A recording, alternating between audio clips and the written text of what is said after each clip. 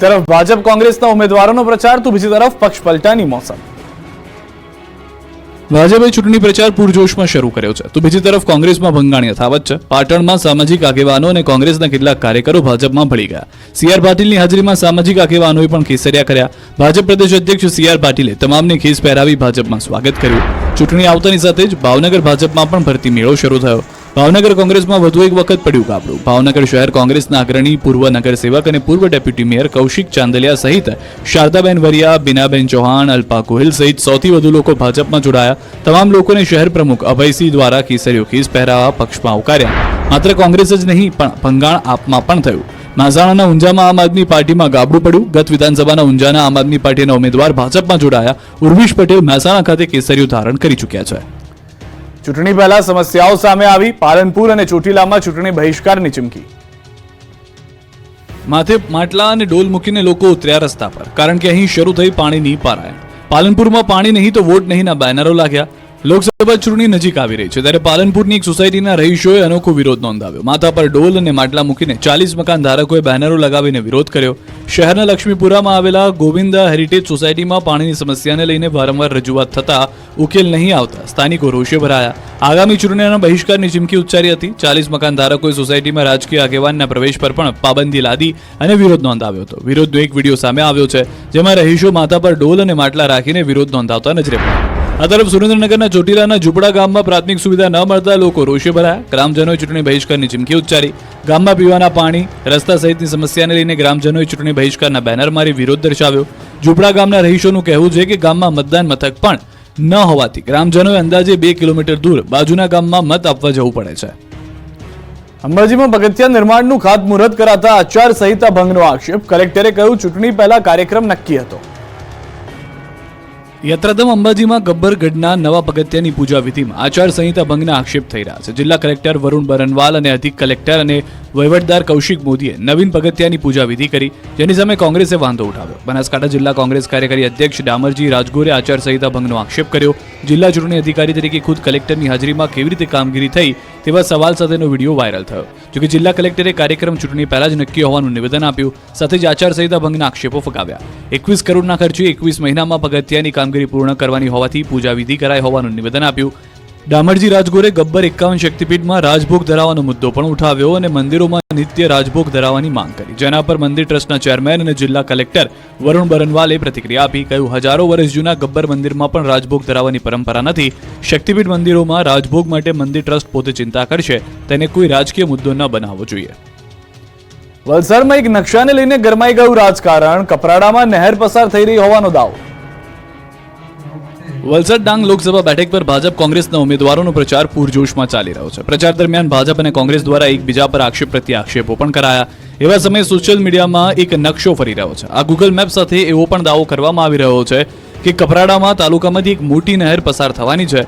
આ નહેરમાં વિસ્તારના અસંખ્ય આદિવાસીઓની જમીન પણ જશે અને લોકો ઘર અને જમીન વિહોણા થશે। આ નહેરને કારણે ધારાસભ્ય જીતુભાઈ ચૌધરીનું ઘર પણ જઈ રહ્યો હોવાનો દાવો કરવામાં આવી રહ્યો છે। આમ સોશિયલ મીડિયામાં ફરતા થયેલા મેપ અને અફવાને કારણે મુદ્દો લોકોમાં ભારે ચર્ચાનું કેન્દ્ર પણ બન્યો છે। આથી સોશિયલ મીડિયામાં ફરતા થયેલા આ મેપ અને તેને લઈને કરવામાં આવેલા દાવા મુદ્દે હવે કપરાડાના ધારાસભ્ય જીતુભાઈ ચૌધરીએ સાયબર ક્રાઇમમાં અને ચૂંટણી વિભાગમાં કોંગ્રેસ વિરુદ્ધ રજૂઆત કરી તપાસની માંગ કરી। જીતુ ચૌધરીએ આવી અફવાઓ કોંગ્રેસ દ્વારા જ ફેલાવવામાં આવી રહી હોવાનો આક્ષેપ કર્યો। જોકે ભાજપ દ્વારા કરવામાં આવેલા આક્ષેપોને કોંગ્રેસના ઉમેદવાર આનંદ પટેલે ફગાવી દીધા। ખેડામાં 7 વિધાનસભા બૂથ પ્રમુખો સાથે પાટીલે સંમેલન યોજ્યું। 5 લાખથી વધુની લીડનો પાટીલે હુંકાર કર્યો। ખેડા લોકસભા ભાજપનું બૂથ પ્રમુખ સંમેલન યોજાયું। પ્રદેશ અધ્યક્ષ સીઆર પાટીલના અધ્યક્ષસ્થાને 7 વિધાનસભાના બૂથ પ્રમુખો ઉપસ્થિત રહ્યા તો પાટીલ સહિત નરહરી અમીન, ગોરધનભાઈ ઝડફિયા, જયેન્દ્રસિંહ ચૌહાણ, ખેડા લોકસભા ઉમેદવાર દેવુસિંહ ચૌહાણ અને 7 વિધાનસભાના સભ્યો સાથે જિલ્લા પ્રમુખ હાજર રહ્યા હતા। આ ઉપરાંત સંમેલનમાં ખેડા લોકસભાની 7 વિધાનસભામાં, જેમાં માતર, નડિયાદ, મહુધા, મહેમદાબાદ, કપડવંજ, ધોળકા અને દસક્રોઈ વિધાનસભામાં બૂથ પ્રમુખો ઉપસ્થિત રહ્યા હતા। સંમેલનમાં પાટીલે હુંકાર કર્યો કે આ વખતે પણ 5 લાખથી વધુની લીડની ગુજરાત 26 બેઠકો જીતવાની છે તો કોંગ્રેસના ઉમેદવારોની ડિપોઝિટ પાછી ન મળવી જોઈએ તેમ પણ જણાવ્યું। સાથોસાથ તમામ કાર્યકર્તાઓને આગેવાનોનો જુસ્સો પણ વધાર્યો હતો। જૂનાગઢ લોકસભા બેઠક પર હીરા જોટવાના નામની જાહેરાત થતા સોમનાથ મહાદેવના દર્શન કરી પ્રચારને શ્રી ગણેશ કર્યા। જોટવા સવારે સોમનાથ પહોંચતા જ ઢોલ નગારાના તાલે સમર્થકોએ તેમનું સ્વાગત કર્યું।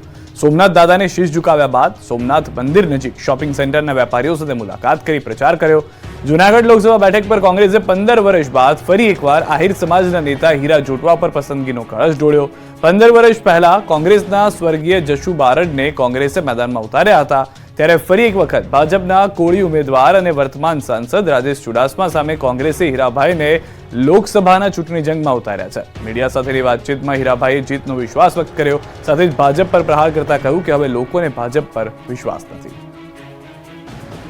બાયડના ધારેશ્વર મહાદેવ મંદિરમાં તસ્કરો ત્રાટક્યા. ચોરી કરતા પહેલા ચોરે મહાદેવની પૂજા કરી.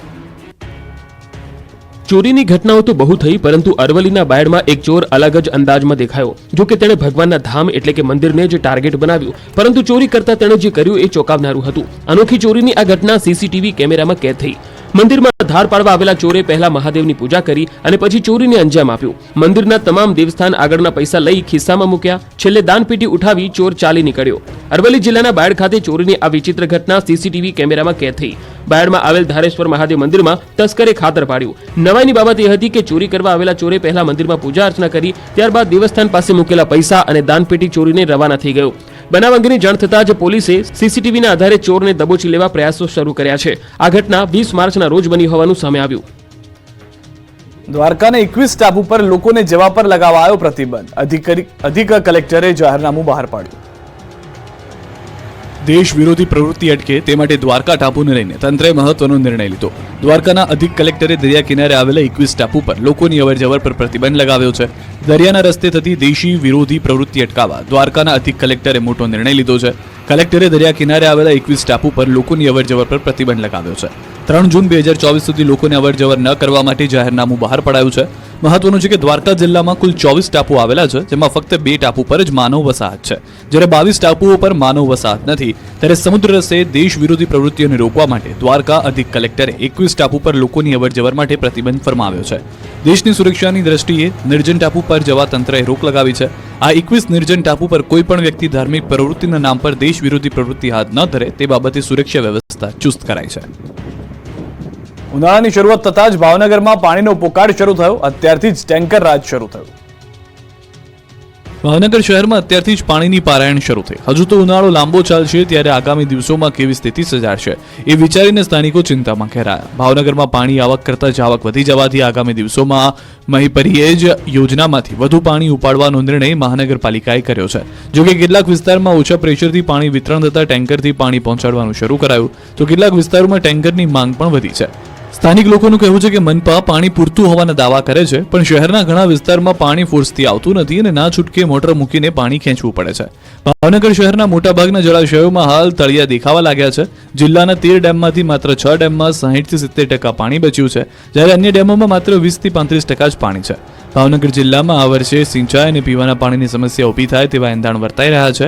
ભાવનગર શહેરમાં શેત્રુંજી ડેમ, બોર તળાવ અને મહીપરિયેજ યોજના પાણી માટે મુખ્ય સ્ત્રોત છે.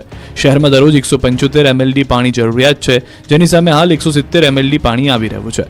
શહેરમાં પાણીની ઘટ ઊભી થતાં મહાનગરપાલિકાએ હવે મહીપરિયેજ યોજનામાંથી વધારાનું પાણી ઉપાડશે અને જરૂરિયાત સામે પહોંચી વળશે, તેમ વોટર વેક્સ અધિકારીએ જણાવ્યું હતું. ધોમધખતા તાપ વચ્ચે અમદાવાદમાં રોગચાળો વકર્યો. 16 સિવિલ દર્દીઓથી ઉભરાઈ. અમદાવાદમાં ગરમીના કારણે હીટસ્ટ્રોકના દર્દીઓ વધ્યા. એપ્રિલ માસમાં જ આંગ દજાડતી ગરમીએ લોકોને હેરાન પરેશાન કરી નાખ્યા. વધુ પડતી ગરમીના કારણે લોકોમાં હીટસ્ટ્રોકની અસર વધુ જોવા મળી. સોલા સિવિલ હોસ્પિટલમાં રોજના 15 થી 16 દર્દી હીટસ્ટ્રોકના આવી રહ્યા છે. એપ્રિલની શરૂઆતથી જ હીટસ્ટ્રોકના કેસમાં વધારો થતાં તંત્ર દોડતું થયું. ચક્કર આવવા, બેભાન થવું, માથાનો દુખાવો થવો જેવી ફરિયાદો સાથે આવતા દર્દીઓની સંખ્યામાં વધારો થયો છે. દર્દીઓની સંખ્યાને જોતા સોલા સિવિલમાં 2 વોર્ડ તૈયાર કરાયા. સૌથી વધુ 40 થી 45 વર્ષના લોકો અને બાળકોમાં હીટસ્ટ્રોકની સૌથી વધુ અસર થઈ શકે. ચક્કર આવવા, બેભાન થવું, માથાના દુખાવા સાથેના દર્દીઓ વધુ આવી રહ્યા છે. માહિતી મુજબ 40 થી વધુ વયના લોકો હીટસ્ટ્રોકનો શિકાર બનતા જોવા મળ્યા છે. એવામાં સોલા હોસ્પિટલના સિનિયર ડોક્ટર હર્ષ પટેલના મતે બાળકો અને વડીલોને ખાસ તકેદારી રાખવાની જરૂર છે. ચૂંટણી કાર્ડમાં સુધારાના નામે છેતરાતા નહીં. ગુજરાત સાયબર ક્રાઇમે લોકોને કર્યા એલર્ટ. લોકસભાની ચૂંટણી નજીક આવી રહી છે ત્યારે મોબાઈલમાં આવતા મેસેજ કે લિંકથી સાવધાન રહેવું. ચૂંટણી કાર્ડમાં સુધારાના નામે લોકો સાયબર ક્રાઇમનો ભોગ બનવાના કિસ્સા ન બને તે માટે સાયબર ક્રાઇમ એલર્ટ બન્યું. ગુજરાતમાં આ પ્રકારના કિસ્સાઓ વધતા ગુજરાત સાયબર ક્રાઇમ વિભાગ એક્શનમાં આવ્યું છે.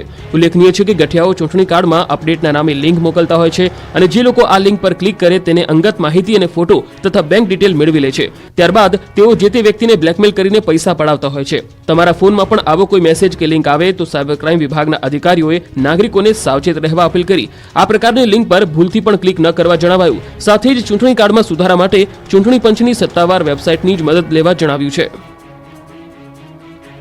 સમગ્ર દેશમાં આઈપીએલ 2024નો ક્રેઝ ચાલી રહ્યો છે. તમામ ટીમો ટ્રોફી જીતવાને લઈને પ્રયત્નો કરી રહી છે. ત્યારે ભારતીય ટીમના ઓલરાઉન્ડર અને મુંબઈ ઇન્ડિયન્સના કેપ્ટન હાર્દિક પંડ્યાએ પ્રથમ જ્યોતિર્લિંગ દેવાધિદેવ સોમનાથ મહાદેવના દર્શન કર્યા.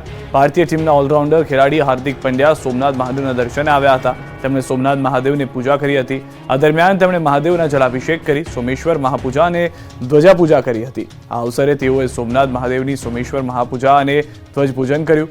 આ સાથે સોમનાથ ટ્રસ્ટ તરફથી જનરલ મેનેજર વિજયસિંહ ચાવડાએ મહાદેવનું સ્મૃતિ ચિત્ર અને પ્રસાદ આપી તેમનું અભિવાદન કર્યું હતું.